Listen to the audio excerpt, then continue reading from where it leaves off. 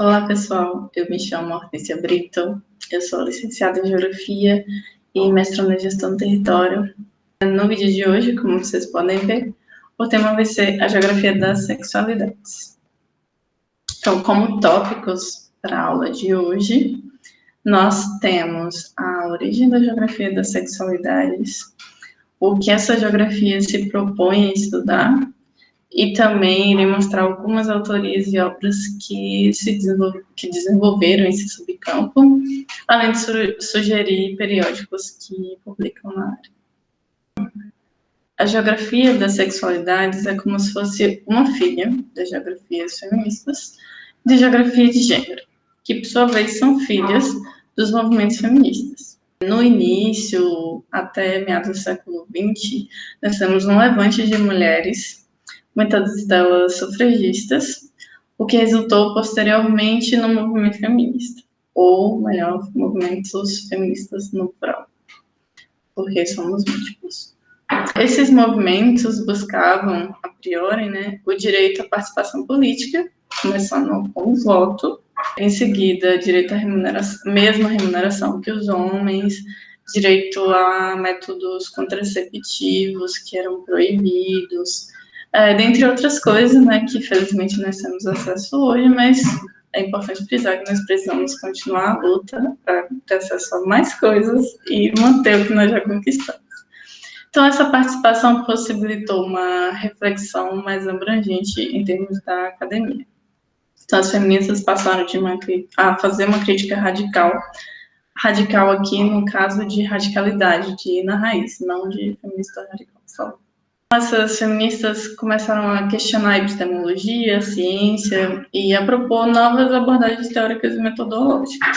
A ciência tem sido colocada há muito tempo por uma visão masculina, tanto no que diz respeito aos métodos de investigação, como na elaboração de teorias. Então, o movimento feminista, ele tem esse caráter político, obviamente, e a geografia feminista, partindo desse movimento político, não poderia ser diferente, A geografia feminista, então, tem também esse objetivo de propor epistemologias, de ter um compromisso com a força da epistemologia, com as fronteiras e limites, no sentido de questionar as fronteiras e limites e desestabilizá-los. Tem um compromisso metodológico com as relações humanas e com a posicionalidade da UE, pesquisadora E, e suas interações no processo de pesquisa. Porque uma coisa muito importante que a geografia feminista traz para a ciência geográfica é a posicionalidade da pesquisadora na pesquisa, que até então, como a gente já viu nessa disciplina, a ciência era colocada como algo vindo de um sujeito neutro, a ciência era colocada como algo neutro, e nós já sabemos que não. E, em parte disso, se deve ao movimento feminista. De acordo com o Ruba, a geografia das sexualidades tem sido reticente em reconhecer que a sexualidade é fundamental para a construção de ordens sociais e espaciais, como classe, raça e gênero. O trabalho inicial, então, em geografias da sexualidade foi, portanto, restrito à consideração das zonas de vício, no sentido de áreas em que há uma ocupação de dependentes químicos, isso uso da prostituição, o aumento da visibilidade da vida lésbica e gay.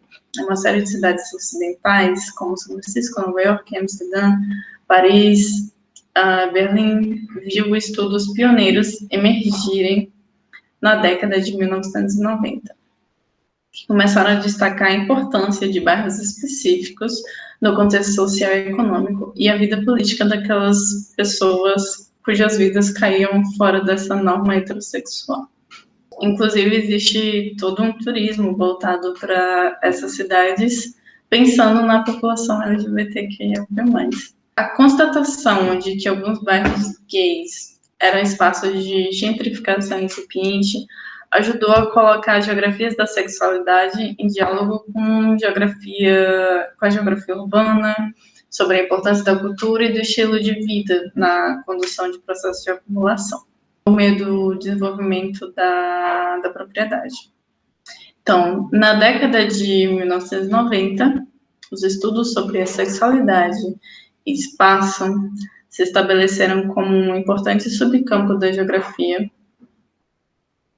de gênero e feministas, estabelecendo uma agenda de estudos baseada na teoria queer e um interesse em ir além de uma política dedicada à igualdade para gays e lésbicas, mas de promover um projeto mais radical, de novo de ir na raiz, mais radical de desestabilizar as normas sexuais estabelecidas. Estudos subsequentes começaram a refletir sobre as implicações dessa abordagem, né, ao interrogar geografias das heterossexualidades, reconhecendo que poucos indivíduos que se identificam como heterossexuais têm uma vida relacionada ao padrão da família nuclear, né, a famosa família tradicional.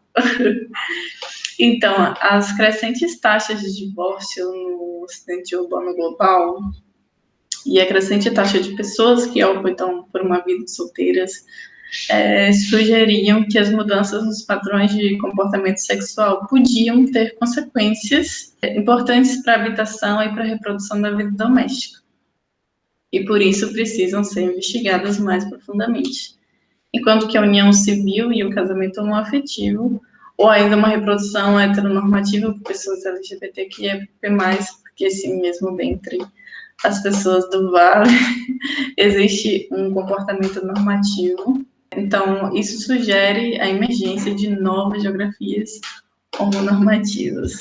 Não no sentido de reafirmar a homonormatividade, mas no sentido de evidenciar que existem também normas de comportamento dentro da população LGBTQIA+, e que esse comportamento influencia no habitat e na construção da vida urbana.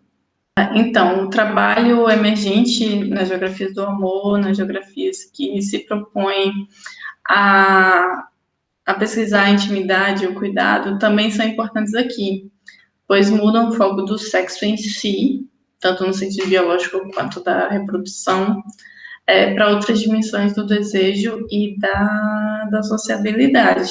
Mas é importante ressaltar que algumas das tendências, né, observadas por geógrafos da América do Norte, na Europa, na Austrália e na Ásia, estão longe de serem universais. Uma crítica pós-colonial, que a gente já também abordou nessa disciplina, essa crítica exige que esses conceitos de sexualidade, de espaço, sejam trabalhados para além da perspectiva dos centros metropolitanos do Ocidente e do Norte.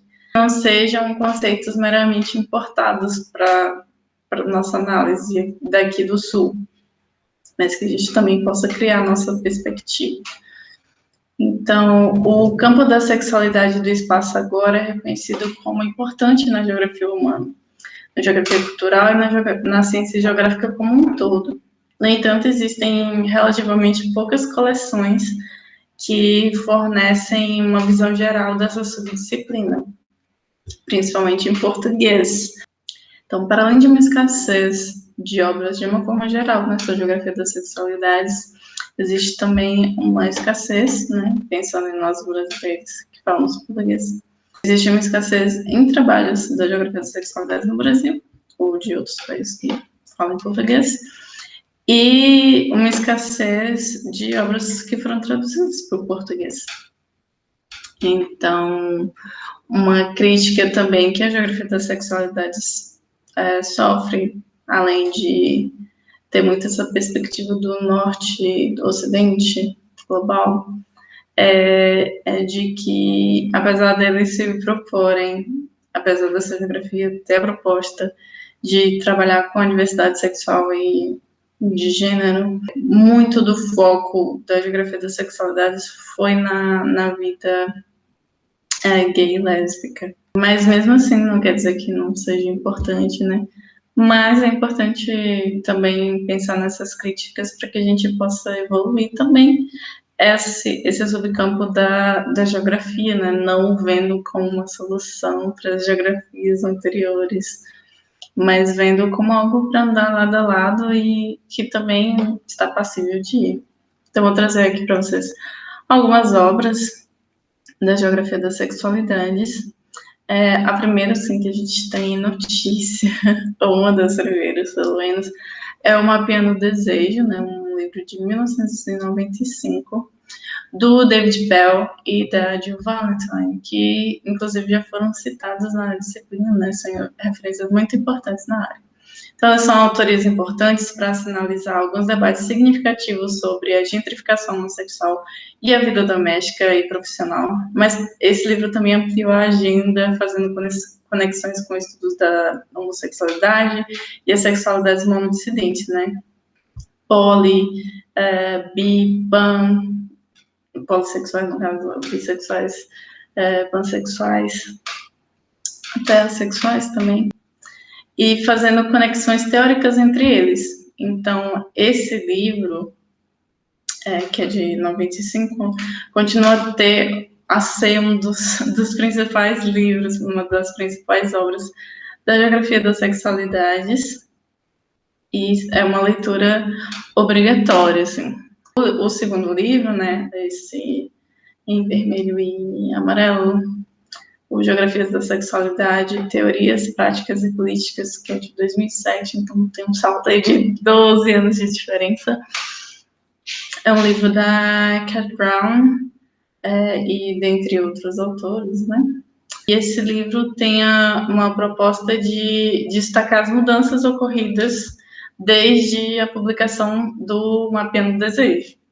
E apesar desse livro ser muito voltado, né, também para a vida das pessoas LGBTQIA+, dos Estados Unidos e do Reino Unido, ressaltar o progresso feito no desenvolvimento de uma geografia crítica das sexualidades nesse livro. Um outro livro muito importante é esse Espaço, Lugar e Sexo, Geografias das Sexualidades, que é de 2010, então 3 anos depois do livro da Cat Brown. E esse livro é da Linda Johnson e da Robin Langhurst. Não sei se estou pronunciando os sobrenomes corretamente, mas vamos fingir que sim. Então, esse livro oferece já uma visão geral, né, da geografia das sexualidades em contextos urbanos, rurais e de espaço doméstico, além de abordar questões de imigração e de transnacionalismo. E ele só foi lançado 2 anos após o da 3 anos, desculpa, após o da Cat Brown. E uma obra pioneira e ambientada no Reino Unido, no caso, pioneira no Reino Unido, é esse livro Geografias Sexuais, do Frank Moore e da Linda Mead. É um livro de 1999, né? Então, só 4 anos depois de Mapeando o Desejo, da Valentine. E a gente não pode deixar de ressaltar também que, né, como foi observado aqui, existem poucas coleções, poucas referências mesmo, que consigam fornecer uma ampla visão do que é a geografia das sexualidades, principalmente fora desse núcleo, né, do norte global e do ocidente, né? E uma obra brasileira, né, finalmente, em português, muito importante, que também vai trazer uma visão do que é a geografia das sexualidades, é o livro Geografias Feministas das Sexualidades, Encontros e Diferenças, de 2016, de Joseli Maria Silva, Márcio José Ornat e Elides Batista Chimin Júnior. Então, para além de trazer toda essa perspectiva das geografias das sexualidades, esse livro, além de ser em português, traz essa perspectiva latina, essa perspectiva brasileira que é muito única e precisa ser explorada no que diz respeito à geografia das sexualidades. Existem muitos periódicos que publicam especificamente a geografia das sexualidades. Mas eu trago aqui para vocês 2 periódicos. Um é em inglês, né? O Progress in Human Geography, né? Como nós sugere, geografia humana não é voltada para a geografia das sexualidades, mas tem sido um grande aliado, assim, e tem publicado muito sobre geografia das sexualidades. E pensando em Brasil, pensando em América Latina, nós temos a revista latino-americana de Geografia e Gênero, que também não é focado para a geografia das sexualidades, mas, como o nome sugere também, geografia e gênero, né? E a geografia das sexualidades como uma filha dessa geografia, está também inclusa nessa revista. Vocês vão encontrar várias obras que tratam da geografia das sexualidades. Por fim, essas foram as referências que eu utilizei para fazer esse vídeo para vocês. Eu espero que tenha sido útil. Espero que vocês se interessem mais pela geografia das sexualidades, mesmo que a maioria das obras estejam em inglês, mas hoje em dia a gente tem ferramentas de tradução e, felizmente, já existem algumas obras traduzidas e já produzidas também em português ou mesmo em espanhol, né? E é isso. Muito obrigada, pessoal. Até o próximo vídeo.